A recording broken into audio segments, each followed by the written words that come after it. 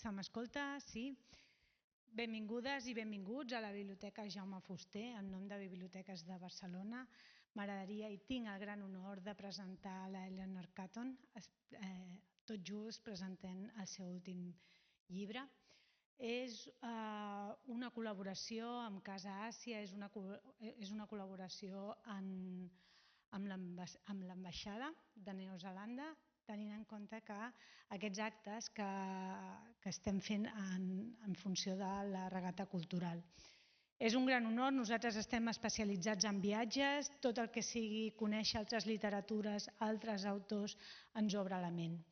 I com és una col·laboració, tinc el gust de presentar-vos a la senyora Tara Morton, que és l'ambaixadora de Nova Zelanda a Espanya, i també el senyor Javier Parrondo. Tot just i a nivell també de funcionament, l'acte durarà una hora aproximadament i a fora veureu que hi ha exemplars a la venda. Així que no m'estenc gaire més i cedeixo la paraula a la senyora Tara Morton.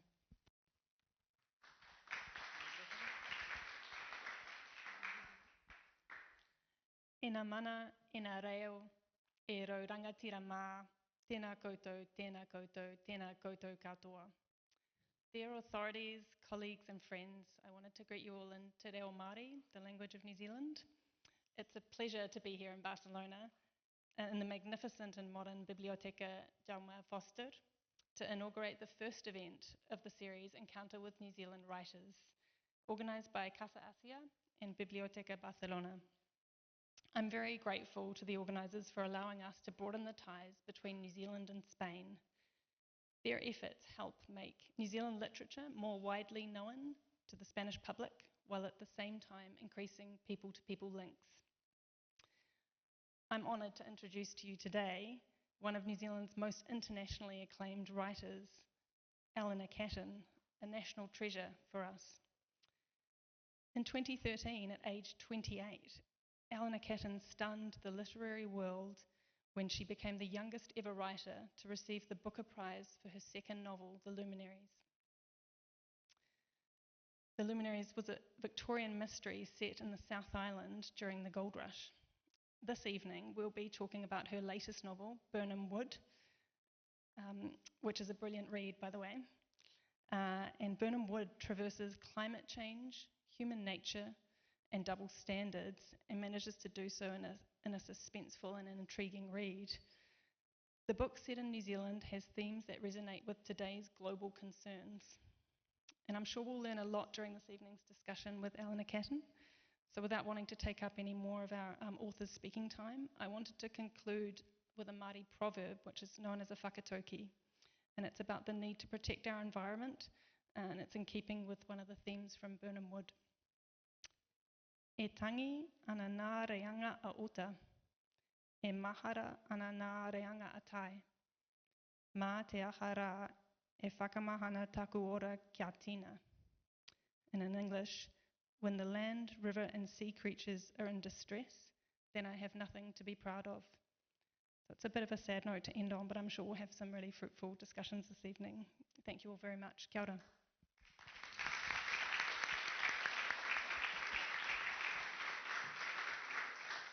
Molt bona tarda, muy buenas tardes.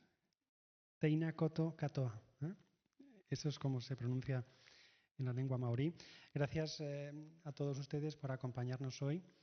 Gracias, por supuesto, a la Embajada de Nueva Zelanda, a la Biblioteca Jaume Fuster y a toda la red de bibliotecas de Barcelona y, por supuesto, al Ayuntamiento de Barcelona, que recogió el guante que en su momento le lanzamos de incluir esta y otras actividades en lo que se ha denominado la regata cultural, en los márgenes de la 37 edición de la Copa América, que se está celebrando, como saben, estos días en Barcelona.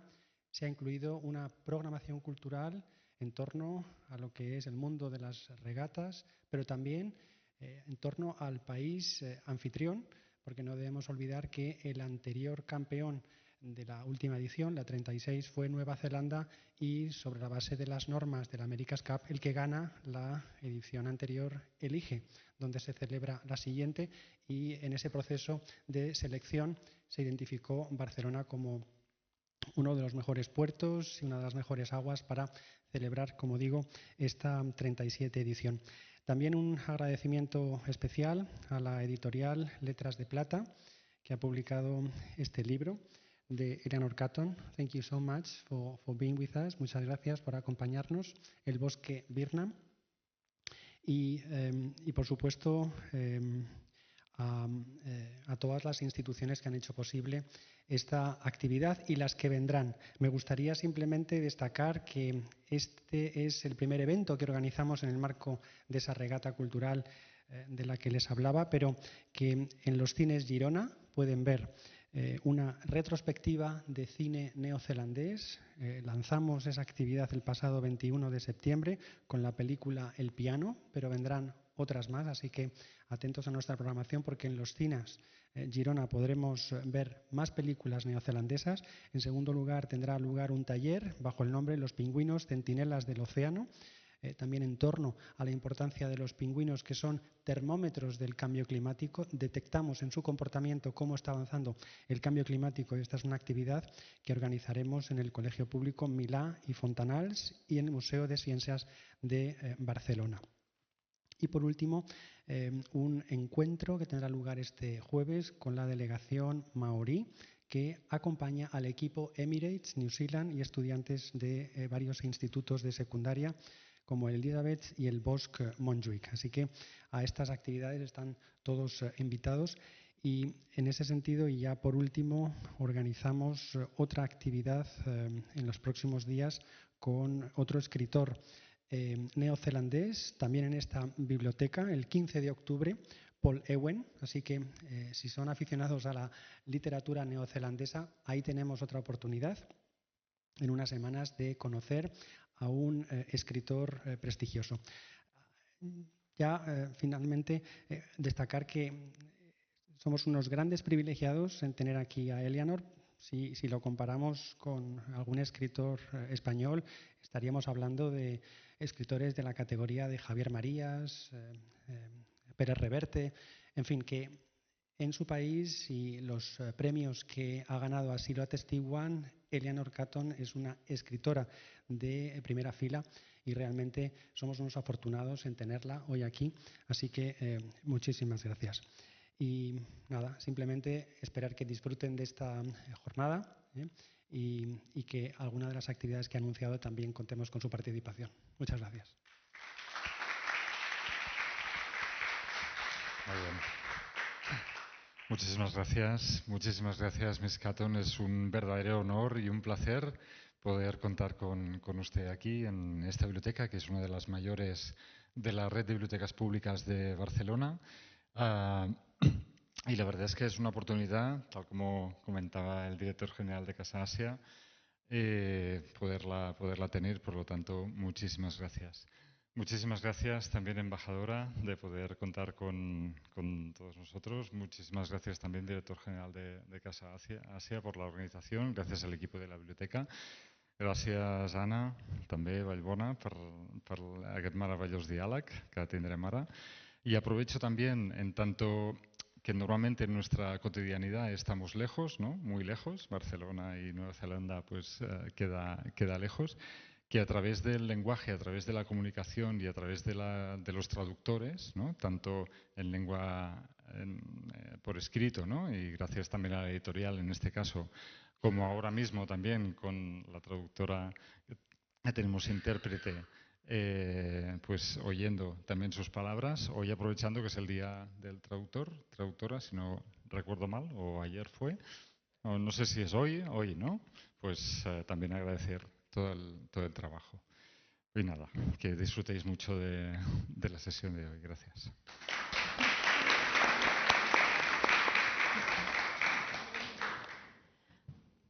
Bé, bona tarda. I bona tarda i benvinguts. Em sembla que és la primera vegada que tinc un diàleg amb una escriptora amb paraules prèvies de l'ambaixada. Vull dir que Eleanor Catton és una escriptora molt important.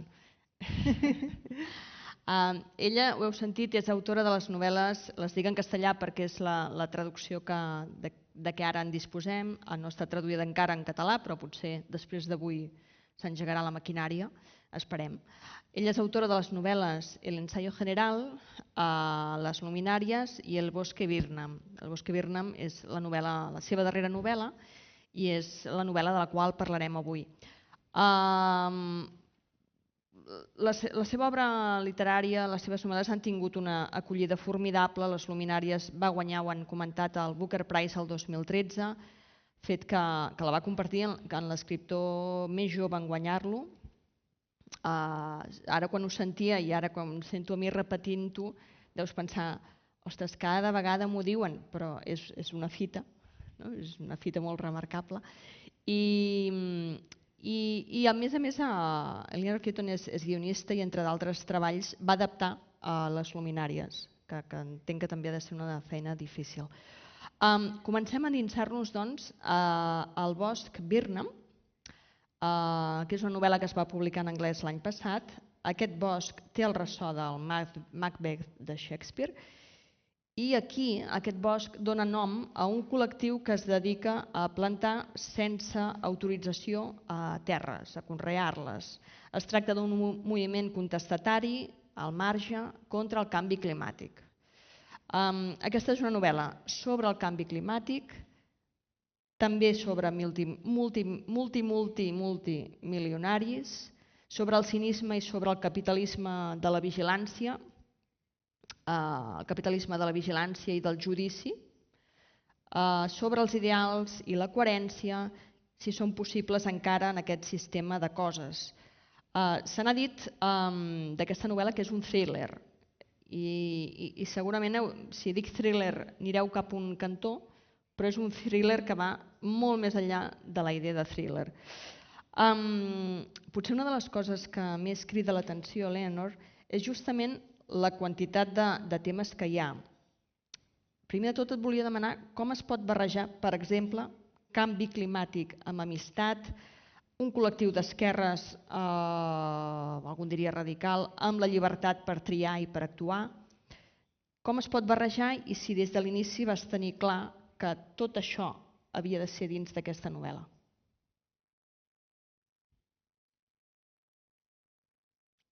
Oh, thank you very much. It's a big question to start with, and thank you all for coming. I'm so thrilled to be here. I'm always very happy in a library. My mum was a librarian when I was growing up, so I have all of my fondest, earliest memories are with her in libraries in Canada and then in New Zealand. So I'm really happy to be here. It's a funny thing to start with theme, and in a way, it is actually what I did. I knew when I was first started to think about writing a new book that I wanted to engage with what was happening in the world around me in some way. The Luminaries, my previous novel, had been a historical work. It was set in the 1860s.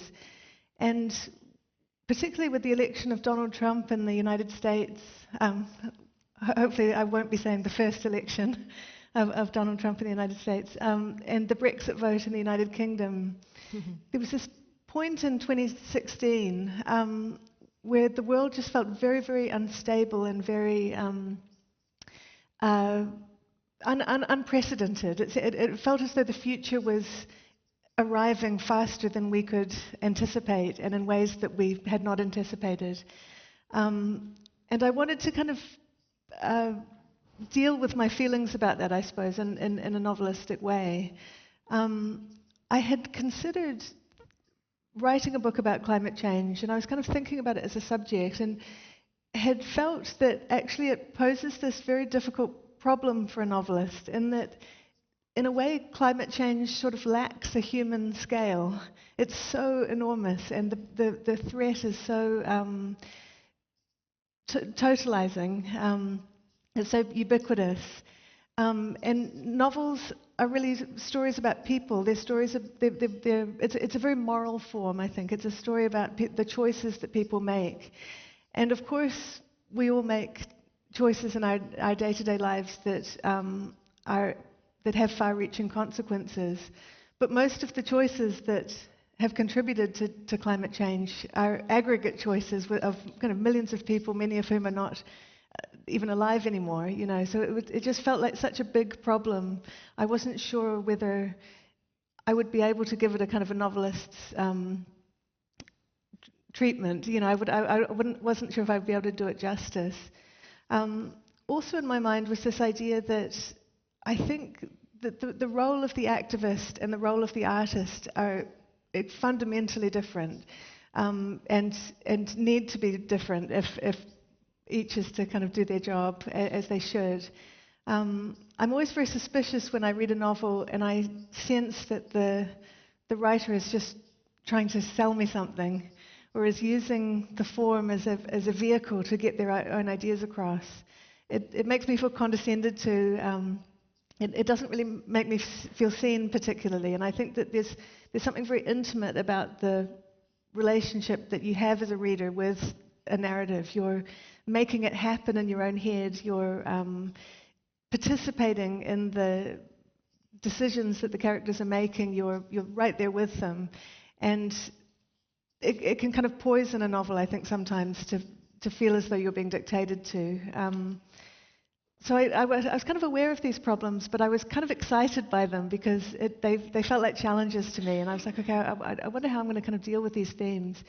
And sometime around this kind of the end of 2016, it was around this time, I had the idea of going back to reread Macbeth, Shakespeare's play, and it was partly actually because I was seeing in people around me, and also in myself, this tendency to use Macbeth in this kind of weaponized way to talk about one's political opponents or one's political enemies. You would say that somebody was ambitious in a Macbeth-like way. If somebody was married, then their wife immediately became like a Lady Macbeth figure. And I became kind of interested in the idea that nobody seemed ever to self-identify with Macbeth. He's a funny character in that way. You often hear people saying, oh, that was my Hamlet moment, or that was my King Lear moment. All these other Shakespeare protagonists. We tend to identify with them, but there was something about Macbeth that seemed as though he was always on the other side. And I thought that's kind of interesting, because it was chiming with what I was kind of feeling about that political moment, that it seemed as though almost everybody around me, no matter what they believed politically, were saying, our world is hopelessly polarized, and nobody's talking to each other anymore, and this is a big disaster. And then they would end by saying, and the person who needs to change is them. They wouldn't say the person who needs to change is me. I thought that was kind of interesting. Anyway, so I'm sorry, this is a very long answer to your question. No, és fantàstic perquè ja m'has disparat un munt de temes que són aquí, que els tinc aquí en tromba, però anant agafant-me un dels temes que has dit, perquè jo penso que és una de les claus de la novel·la. És una novel·la on hi ha, tu deies, que ensenyes les decisions que prenen els personatges. Ja ho explicarem una mica quins personatges hi ha i més o menys què hi passa, però vaja, heu de llegir la novel·la per entendre-ho tot, perquè si no, no tindria gràcia això. Però una de les coses que crida molt l'atenció, penso, és que el bosc Birnam, aquest bosc Birnam, està molt ple d'accions. Totes les accions es detallen i tots els personatges fan moltes coses concretes, que totes tenen un impacte en els altres. I això enllaça molt amb el que deies. I per tant, les accions que són descrites amb molta concreció agafen, al meu entendre, un sentit quasi existencial. I per tant també és com si jo entenia com si de manera subtil, a través d'aquesta trama i de la força que té la trama, mostres que tot està connectat i que per tant també en el canvi climàtic, també en la destrucció dels territoris de les terres, Nova Zelanda o Catalunya o on sigui, hi ha una connexió, i aquesta connexió comença per com ens tractem els uns als altres. I això apareix molt a la novel·la. I això era, per tant, si ho has volgut mostrar molt, perquè apareix molt, per tant, llavors hi ha això, amb com es tracten els personatges, com es relacionen entre ells, no? I això trobo que fa molt interessant i molt diferent aquest llibre. Yeah, that's a great question, actually, and really gets to the heart of what I was trying to do in the book. I have spent most of the past 10 years working as a screenwriter, and one of the things that had really interested me about the craft of dramatic writing and screenwriting in particular is this idea that ideally there is no difference, or there kind of should be no difference between action and character. They kind of are the same thing, in the sense that how I react to bad news and how you react to that same news is going to reveal something about who we are. You know, we're not going to do it in exactly the same way. Even tiny actions, down to the way we speak, which is an action, the way we hold our bodies. You know, everything is revelatory of character in some way. And one of the things you learn as a screenwriter is that your job is to sort of design a narrative such that the actions that the characters take, the choices that they make, surprise them into a new understanding of who they are. You know, that's when a plotted novel is working really well. And I became really enchanted by this idea, partly I think because I was thinking a lot about social media and what happens now that we kind of, in general, tend to spend more and more of our lives online, more and more of our connections that we have with other people are kind of mediated through a screen, or they're conducted entirely online. And one thing that's quite interesting about that is that on social media, the distinction between being and doing, which is so important to human morality, and it's been important to human morality since the dawn of time. You know, this idea that I can tell you that I'm a good person, and then I can go off and do something terrible. And who I am is not really what I've said, it's what I've done. That's the proof, you know, the proof is in the action. Online, though, there isn't really any distinction between saying and doing. What you say is what you do. It's the only thing that you can do is speak online. And so when you say, for example, online, I stand in solidarity with this group or this movement, that counts as a political action. And I find this very strange because I think that it's starting to erode our sense of what action really means, and how we are kind of morally responsible for our lives. I think we're starting to believe that saying and doing are interchangeable in a way that I find troubling, and you know, even more than troubling, I find it positively terrifying, actually. And so I decided that with this book I wanted to create a kind of an anti-social media book. A book that involved a tech billionaire. One of the characters is an American billionaire who's made his fortune in drone technology. A book that would use technology as we all use it, you know, constantly with our phones in our hands, Googling everything we can, kind of using our phones as methods to find out about everybody we meet and to spy on everybody we meet. Everybody who's close to us, I should say, probably not everybody we meet. And so the book would be kind of saturated in technology and respectful of the extent to which we're kind of beholden to these technologies in our lives. But would itself exist as a kind of a statement against social media. and that was the idea, because I kind of feel that a plot, one of the reasons why plot is such a pleasure, it's so fantastic to read a book where, you know, two characters kind of come together or two characters come apart, and there are revelations and surprises and the whole thing kind of hangs together. Increasingly, I think it's the one experience you can't get online. You know, there's something very terrifying about this feed of news that's just flowing past us at all times. How permanent that feed is. You know, if you contribute something to it, it just hangs there in this way where it exists forever. It doesn't decay.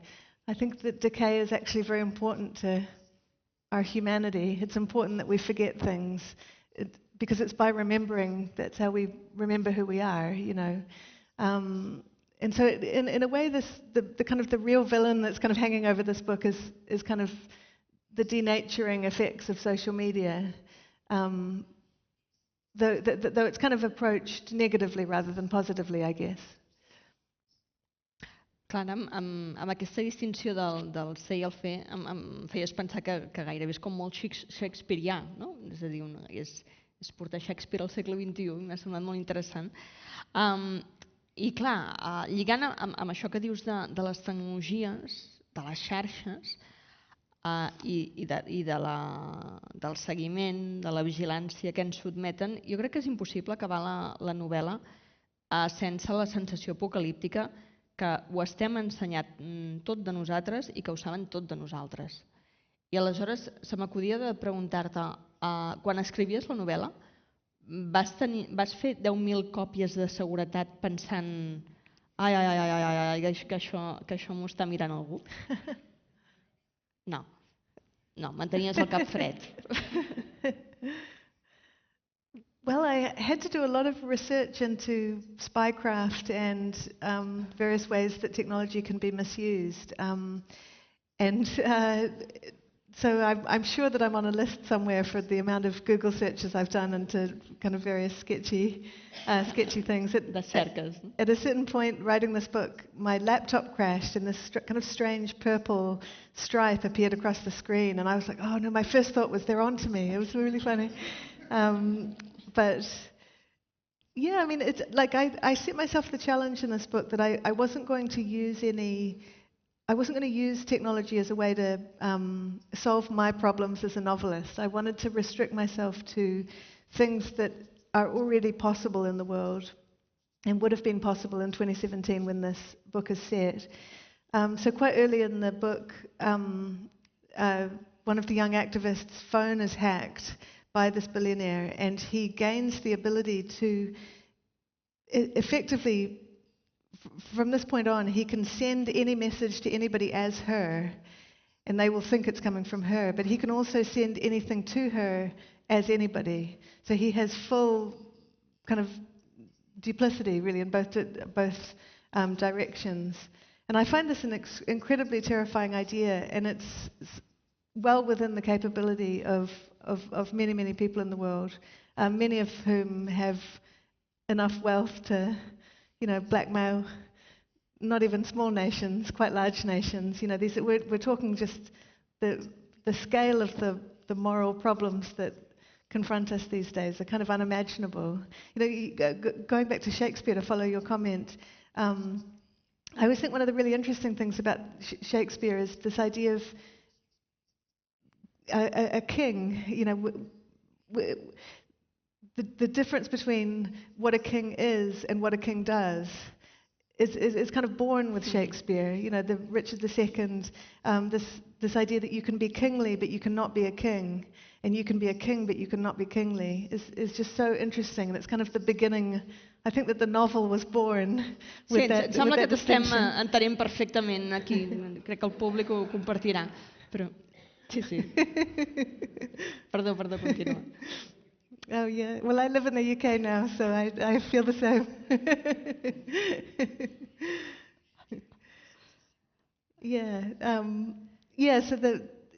So I'm sorry, I now think I'm thinking of bad behavior of kings, and I've lost my train of thought. És la idea aquesta deia shakespeariana que també entra, és a dir, una cosa és el que fas i una altra el que realment ets, no? I que pot haver-hi una diferència molt gran, i suposo que volies lligar amb personatges de la teva novel·la que aparenten ser una cosa absolutament diferent del que són, i de fet el multimilionari em fas pensar és pràcticament un seductor, llavors enormement tenebrós, no? Però hi ha aquesta dissociació gairebé, no?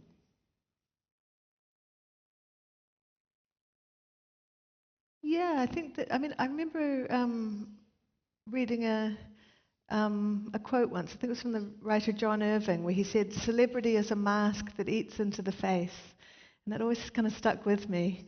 And I think that there are ways that the roles that we play kind of can, if they are played deceptively, can kind of start to degrade the person underneath them, I suppose.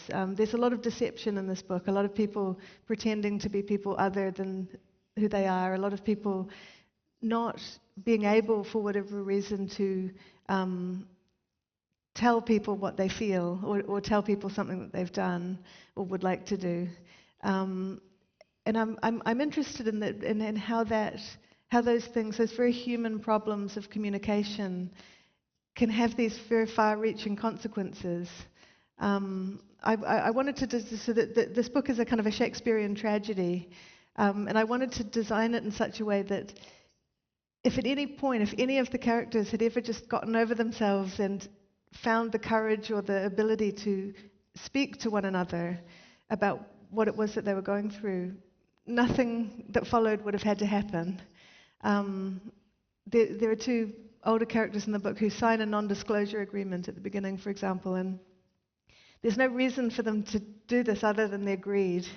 And if they hadn't signed this non-disclosure agreement, if they'd refused to do it, then the tragedy wouldn't have had to happen. And this was kind of coming out of my thinking about the idea of tragedy more broadly.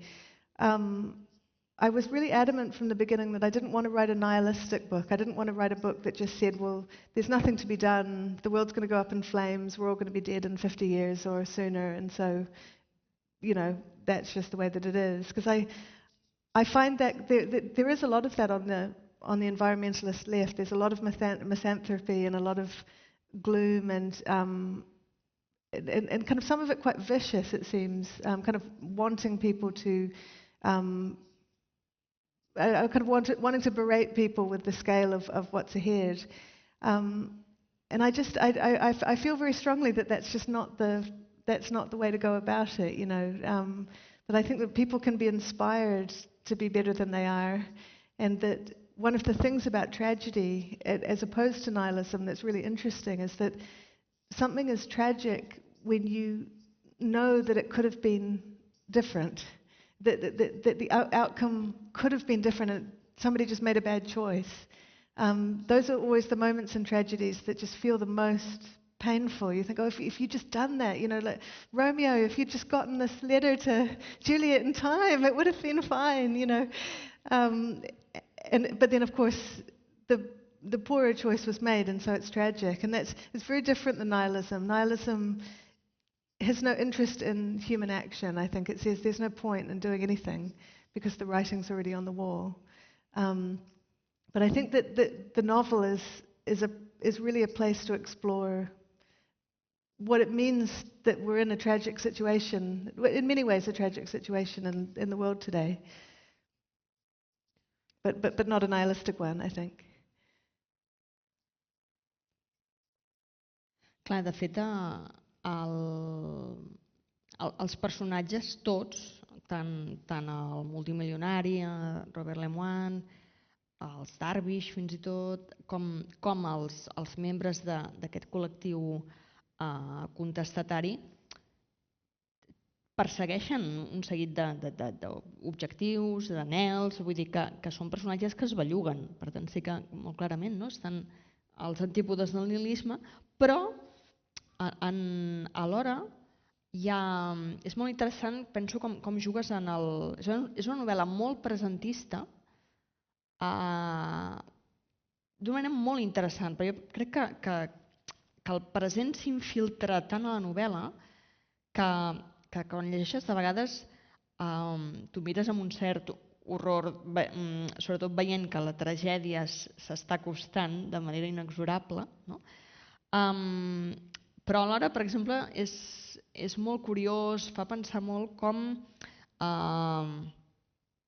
per exemple, reflecteixes els debats fins a l'infinit del col·lectiu del bosc Birnam, aquests debats tan prototípics dels moviments d'esquerres alternatius que es posen en dubte fins a l'extenuació.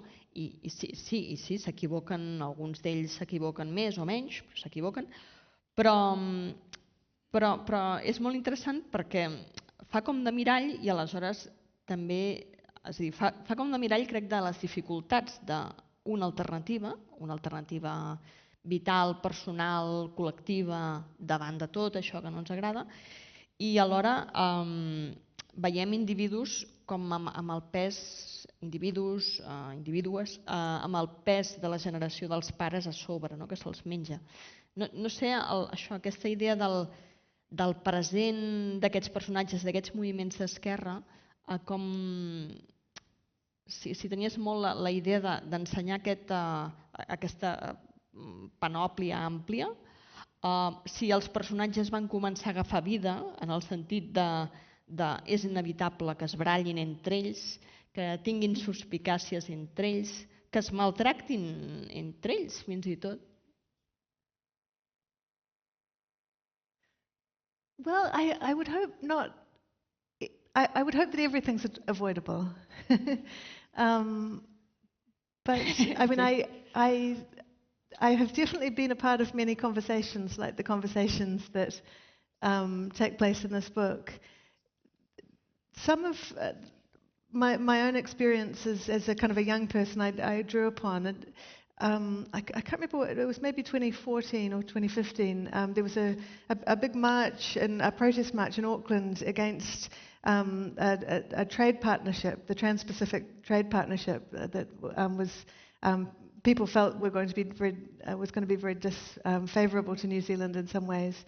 And I remember marching down Queen Street, which is the big big street in Auckland, and at every street corner there were policemen stationed to make sure that the march was very orderly.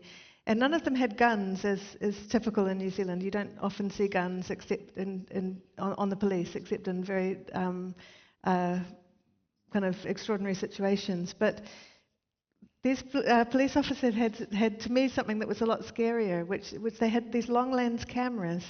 And as we were walking down the street, they would just they would kind of eyeball you and raise the camera and take a picture very deliberately in your face. And I just remember feeling just so chilled by this idea that, you know, who knows why this was happening? You know, this was perfectly within our rights as citizens to do. We were just walking. But they were fixing our presence to this moment in a way that maybe they were going to use. There was this very subtle thread of intimidation, or, you know, those photos might be useful to them later, was the kind of general gist. And I mean, I generally feel extremely safe in New Zealand, but I remember wondering at that moment what would have happened if I had taken a long lens camera out of my bag in response and taken the photo of the police officer back. I mean, of course, I think that would have been perceived as an extremely aggressive thing to do, probably, you know. And so there was a little bit of kind of my own feelings, I suppose, about things that inevitably bubble up in the novel. It can be quite spooky as a novelist to realize that the subconscious of the book that you're working on is both your subconscious and also not your own subconscious. It's very strange. The novel can kind of show you things that you didn't think that you thought, or didn't think that you knew even. It can be a very strange experience. But you know, as I was saying before about this kind of problem of depicting activism, I didn't want any of the conversations in the book to feel like straw man arguments, and that made things very tricky because I wanted to show how it's possible. You know, this happens all the time. This is why conversation is so difficult and so important. It's possible to be right in the wrong way, and it's possible to be right and be so pleased with yourself for being right that you end up being wrong. You know, and it's possible to be wrong and wrong and wrong, and then you're wrong so much that weirdly you kind of that changes the moral situation in some ways. And so within the Birnam Wood group, I wanted to sort of dramatize a conflict that I see in the left between a kind of a more maybe classical kind of Marxist perspective that's kind of steeped in political theory. It's espoused by this young man, Tony, who comes back to the group at the start of the novel. And then that faction is feeling very threatened by a kind of a more contemporary feminist left who has a lot of grievance with this other group, understandably, and is maybe more insistent on protocols of language and this kind of thing that the first group think are just beside the point. And so I wanted to dramatize that tension, partly because my sympathies are kind of torn. You know, I remember reading once that Rebecca Solnit, who is the author who coined the phrase mansplaining, she coined it at a party, after a party where a man came up to her and spent a good long time describing to her in great detail the argument of a book that she herself had written. It was very amusing. But I remember reading that her original title for her book, where this comes from, which is called Men Explain Things to Me, was Marxists Explain Things to Me, because as a feminist this just happened so often in her life. But also, you know, as a novelist, I'm interested. Freud had this wonderful phrase that he called the narcissism of minor differences. This idea that we'll always be much more outraged by people who really resemble us quite closely than we are with people who don't resemble us at all, and that they can kind of become our enemies in this kind of absurd way. When you looking at the situation, you might think, well, of course your enemy's over there. Why are you picking on this person who resembles you so much, you know? So I wanted to put that all in play in the book, but I also feel a lot of sympathy with these younger characters. I mean, I'm a little older than them, but I'm more or less their age, and I don't think that people who are older than us often understand the depth of the grief that we, and the kind of, and even the resentment, which can be, you know, not a good thing, that we feel as a generation kind of coming into adulthood and feeling as though everything has been taken and has been destroyed and kind of hoarded.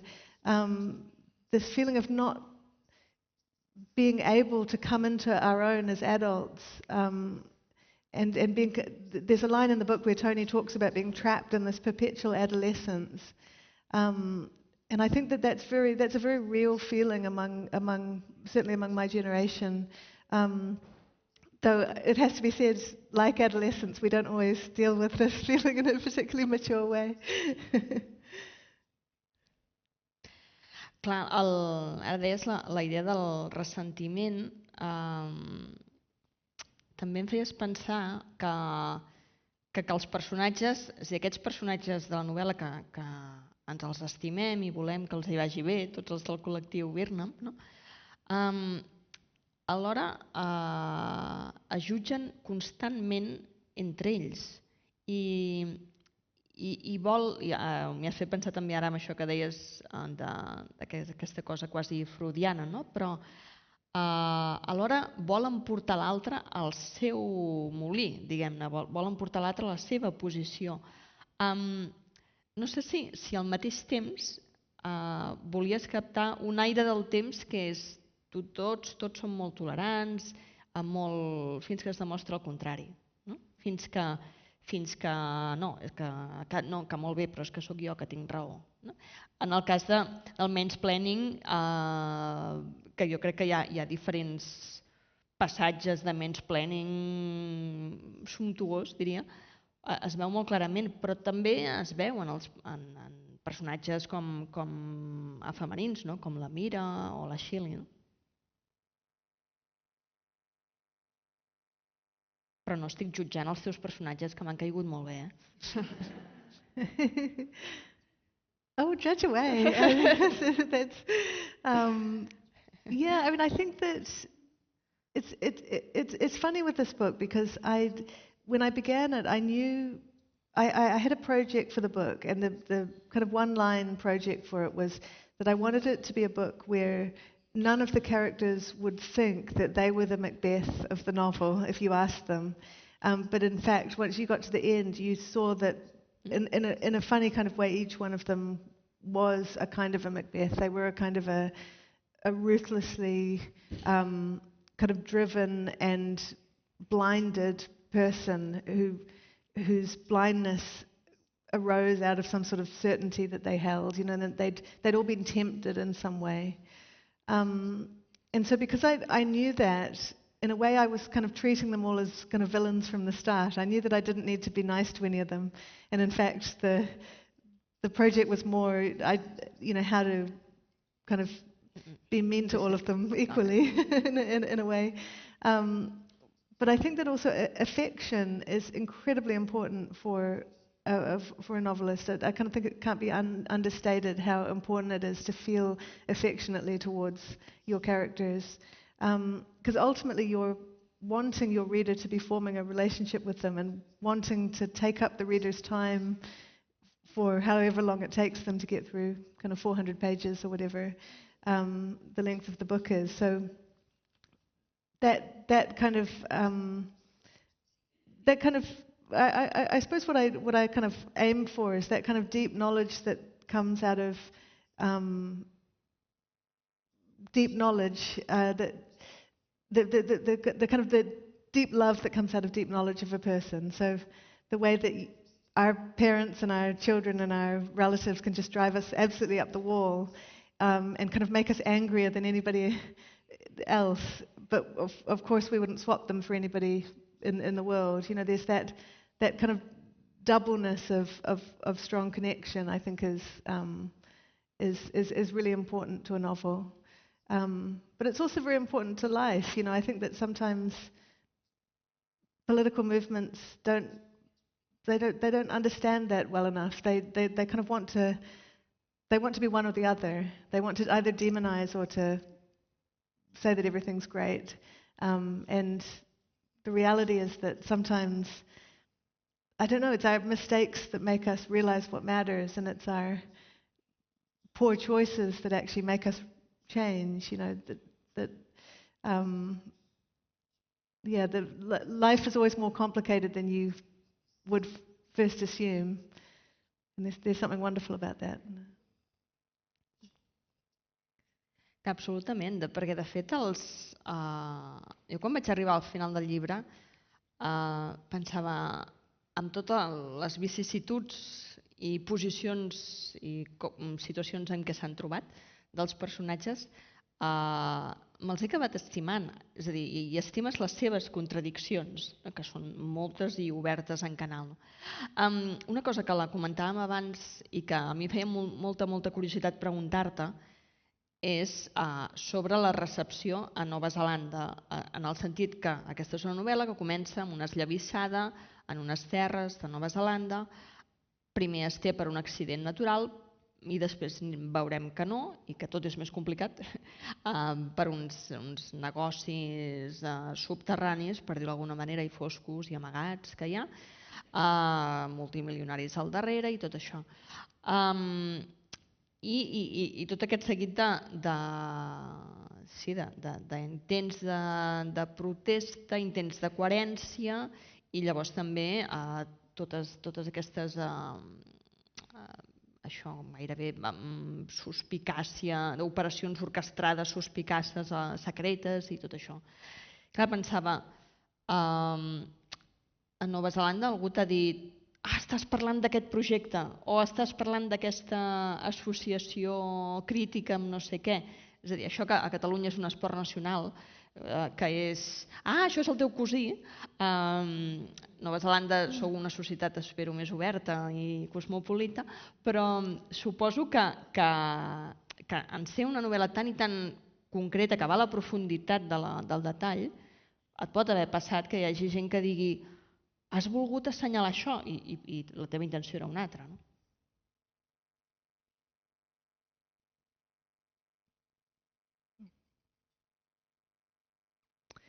Yeah, I didn't have anything in particular that I was wanting to expose in New Zealand. Really, one of the real life events that the book plays with is something that did happen, which was in 2011.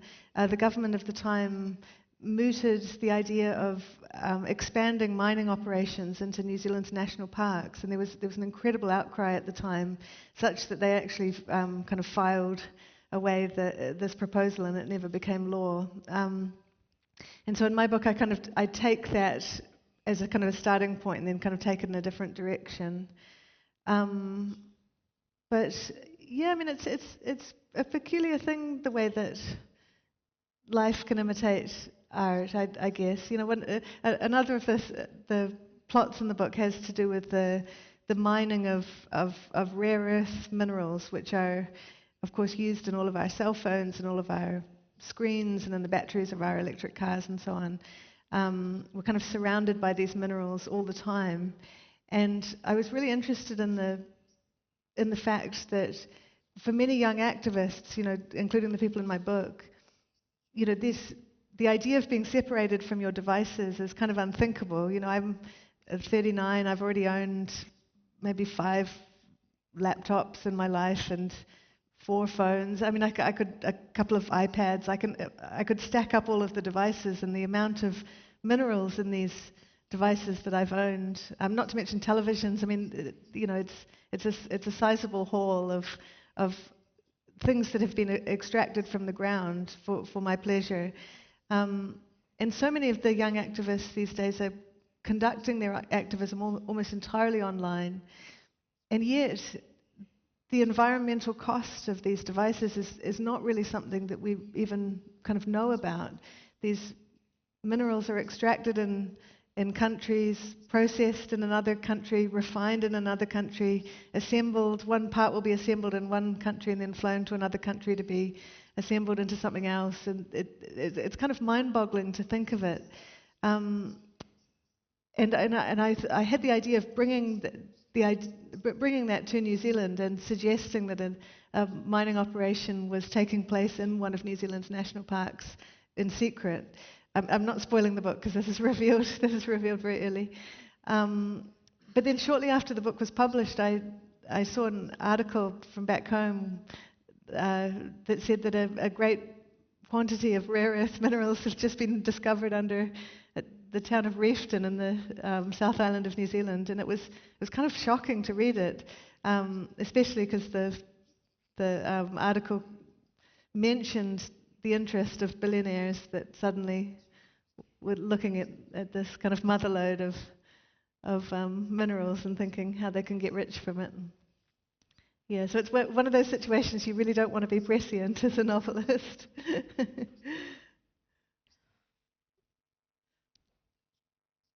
Clar, però és fantàstic això, perquè realment jo cada cop penso més que la literatura crea realitat. I és més, i que s'ha de reivindicar en un sentit seriós i en un sentit gairebé màgic, com això que dius, però en un sentit seriós també perquè a mi em sembla, no sé si estaràs d'acord, però que de vegades perdem de vista de com les ficcions ens ensenyen a mirar la realitat també. I no estem parlant que hagin de ser novel·les més o menys realistes, més o menys concretes, no, sinó que una ficció et pot portar a una mirada diferent sobre la realitat. I en aquest cas una realitat concreta i com dèiem, molt present, com és la del desastre climàtic que ens plou cada dia o no ens plou, però alhora llavors amb intuïcions, vaja, jo fos el govern de Nova Zelanda i et llogaria.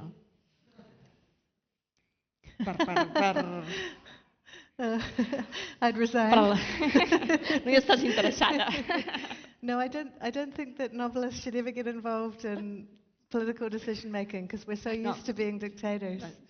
Sí, això també és veritat, però sí que comparteixes la idea potser que una ficció també ens empenya a mirar la realitat d'una altra manera, amb uns altres ulls. Ja et dic, no és el que dèiem abans al començament, no estem parlant de novel·les de tesi, No, perquè no venim a convèncer ningú, no? Sinó si ens ho mirem d'una altra manera, no?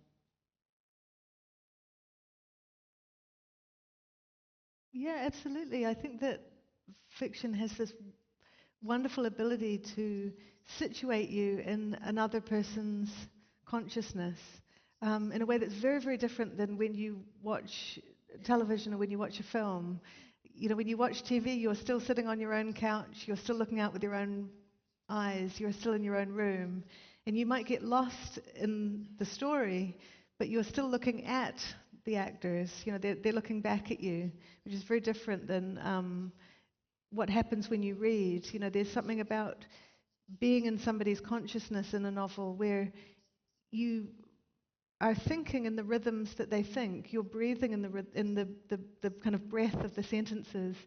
You're only noticing what they notice, and you're failing to notice what they fail to notice. You know, it's such a subjective reality, and I think that can't help but change how you see the world. You know, it helps you to see that people are different than you, and it also helps you to see how similar people are to you. You know, I think that both those things are things we need reminding.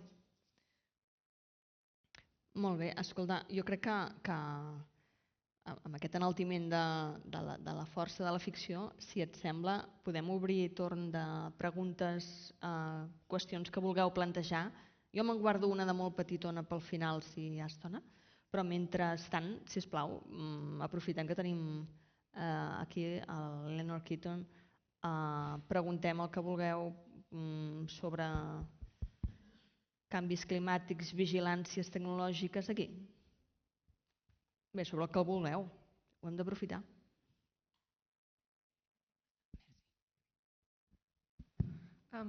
Hello, I'm curious about what triggers in you the need to write. What makes you write? What makes me write? Yes. And what are you working on now? Please. Oh, thank you very much. I find the first question very hard to answer. I think it's a sense of not knowing what would happen if I did. I think it's a sense of not knowing whether I'd be able to do it. If an idea comes to me and I think I wish that book already existed in the world, because I would read that book. And then I think, well, should I be the one to write it? Could I be the one to write it? And it's kind of inextricably bound up with the sense of not knowing whether it's possible. There's something very exploratory about it. I don't write every day, which is very unusual. I think most novelists tend to have kind of much better discipline than I do. But I do read all the time, and I find ideas in kind of everything that I read. I love reading. And so that's usually the point where I feel the most fertile as a writer, when I'm reading something new, and it's often actually when I get really cross with the book and I think, oh, I wish you'd done this better. You should have done it this way. And then I think, okay, it's up to me. You know, there's kind of an invitation. And unfortunately, the answer to the second question, one of the strange things about working in the movie industry is that you can't talk about anything until it gets made, and then once it gets made, your part in it was kind of 3 years ago, so you no longer want to talk about it.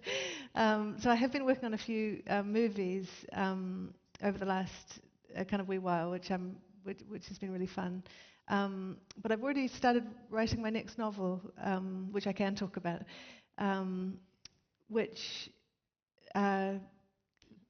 it's again set in the South Island of New Zealand, which is where I grew up. So it's where all my novels have been set so far.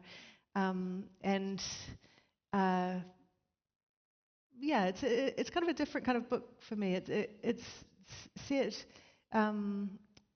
It concerns a woman who's recently divorced and very, very angry and kind of bitter about this divorce. And at the very beginning of the book, she sees a woman who her ex-husband had told her was dead, and so she doesn't really know why this woman is alive or what she's doing. So that's the hook of the story. But I'm having fun with it. I don't know where it's going to go. That's actually not true. I do know where it's going to go. I'm not going to tell you. Molt bé. Em sembla que hem rebut aquí una primícia, diria. Alguna altra pregunta? Alguna altra qüestió?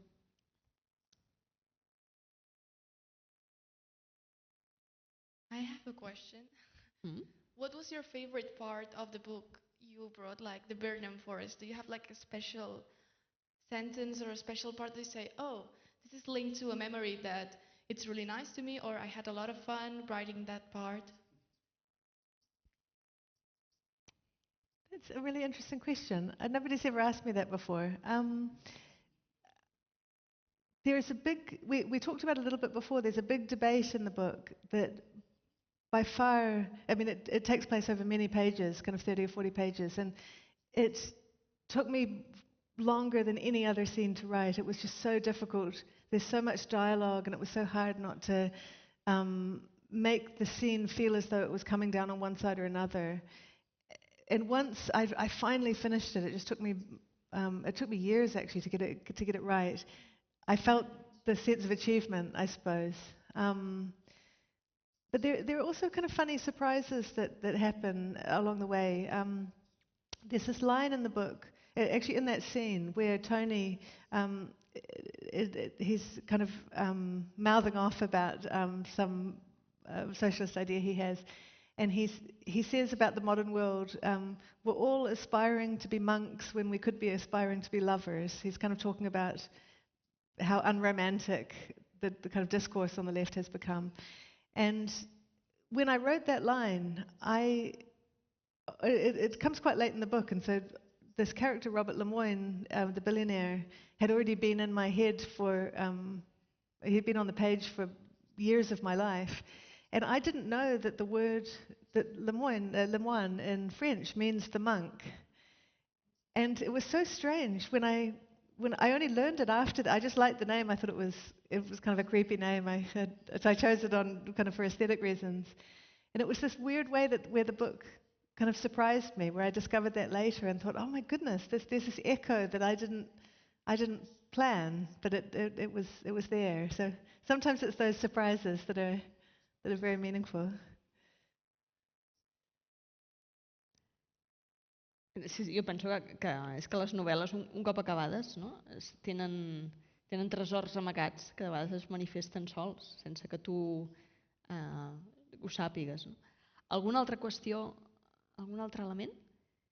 Si no, per acabar, l'ultimíssima cosa, jo volia demanar com a curiositat simpàtica, però hi ha un moment en el llibre que parles d'un determinat caràcter nacional de Nova Zelanda. Crec que ho apliques al Toni, en aquest sentit diria, de persona com molt rigorosa, molt esforçada. Això és ficció o és veritat o realitat? Well, I mean, a lot of it comes from me and my observations of having grown up in New Zealand. I think that it kind of came out of things that I was thinking about thematically, actually. I was thinking about this idea that none of us ever really think that we're the bad guy of the story. That was always kind of foremost in my mind when I was writing this book. And I think in a funny kind of way, that's also true of New Zealand's kind of self-mythology as a country. It's a country that's very far away from the power centres of the world. It's relatively small, kind of 5-6 million people. And of course it's an island, and as an island it's relatively unpopulated and very beautiful. And I think all of these things sometimes combine, I would say. I'm aware that the ambassador's here, so I don't want to I don't want to say anything that could be fact-checked. But Jo t'havia fet una altra pregunta, però tu estàs... Well, I think that the sense of self-exception making often happens, I would say, at a national scale in New Zealand. I think that is built into the national character as I've experienced it anyway.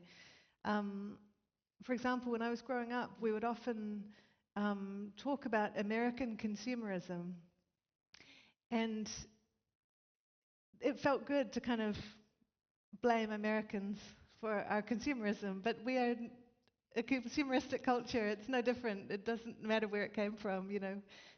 McDonald's is in New Zealand, you know, it doesn't make it any less like McDonald's. And so that sense of New Zealanders being complicit in injustice, I think that's a very uncomfortable thing for a lot of New Zealanders to think about, actually, that there are, I mean, every country has its own mythology and its own kind of romanticized way of seeing itself. But I think one thing that's quite interesting about New Zealand is that egalitarianism was always very important to the New Zealand character. This sense of never kind of being too big for your britches. It's a country that doesn't really like show-offs very much. We pride ourselves on being very practical and kind of intuitive in the way that we are able to do things.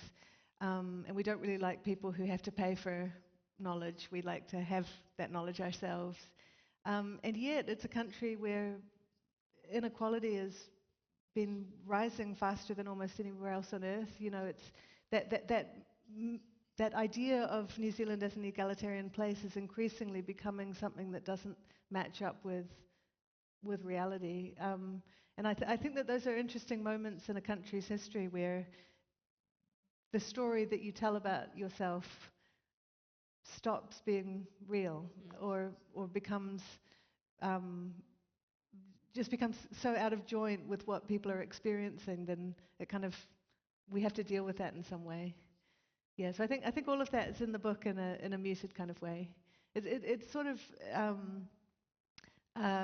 exists in the character of Owen Darvish. This is older man who's knighted at the beginning. He's given a knighthood at the beginning of the book.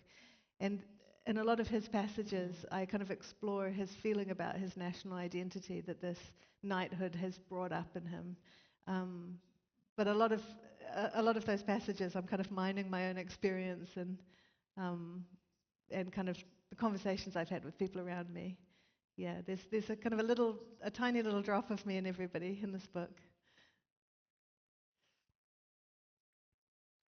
Caram, és realment molt interessant i a més amb Escreix passa el que comentàvem abans de començar, que podríem estar, jo crec que pel cap baix 2-3 hores parlant del bosc Birnam i seguiríem traient temes i reflexions i coses sorprenents que van molt més enllà de Nova Zelanda i que a més ens interpel·len això, com a persones en aquest 2024 tempestejat. No? Eleanor Catton, moltes gràcies, ha estat molt interessant, un plaer, i espero que a Barcelona hi hagis estat la mar de bé, perquè això ha estat un luxe. Gràcies. Thank you so much. Thank you for coming. I tant.